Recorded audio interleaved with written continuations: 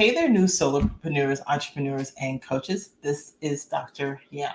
The question of the day: how can you get more out of the content you already have by simply repurposing?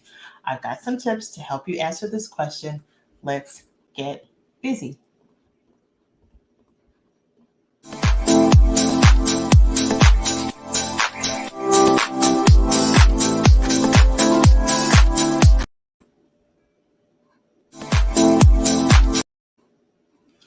Hey there, this is Dr. Yam, your Keep It Simple coach and the host to Content Creation Tips and More Facebook community, where I help solopreneurs, freelancers, and coaches learn and grow their business using content marketing methods and strategies.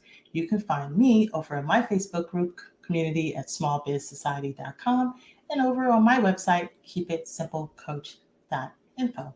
Today is again an extension of my next steps to improving your content marketing efforts series. And this is tip number 2: how to get more out of your content by simply repurposing.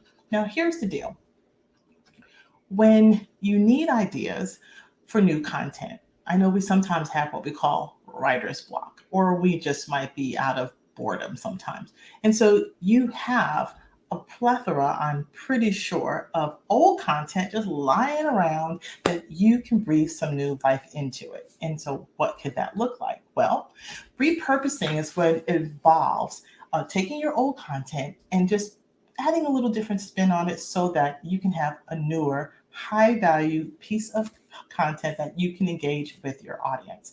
Now, there are several different ways that you can repurpose. One is to simply change up the format. This means taking a piece of content and changing it out, meaning that if you wrote an article, turn it to a video. If you've got an audio, turn it into text. If you've got a blog, turn it into tweets, and so on. Another option: expand on a topic. This means take one point of view and then expand on that piece with some more information and go even deeper. Number 2 is condense. Now, this means it's kind of like the alternative. So here what you're doing is you're going to take a collection of related articles or a series and then summarize them into one. Then there's the bundle, and I don't mean progressive.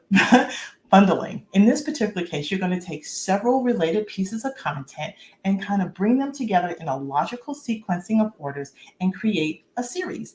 Again, you can even do the opposite, meaning that you can take a course or a series you've already done and turn them into modules that can then be their own pieces. Another thing that you can do is simply updating. Here again, add some new information into existing piece of content, remove out things that are no longer relevant, particularly when it comes to data and stats. And then again, make another piece of content that will be freshened up. The other great thing is that search engines love this when you're able to say, I've got some content, it's new, and it's refreshed. So they're always looking for good new content. Another thing is just switch up your angle.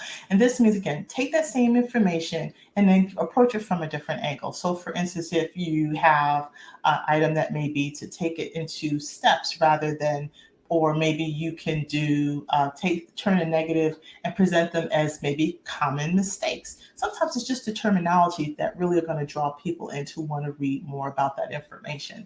And so conduct an audit of all the existing content that you currently have and see where it is that you can apply some of these tips for repurposing.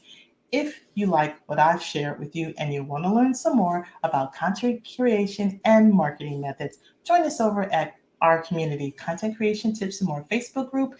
There you can go at smallbizsociety.com. And until next time, let's get busy. Take care.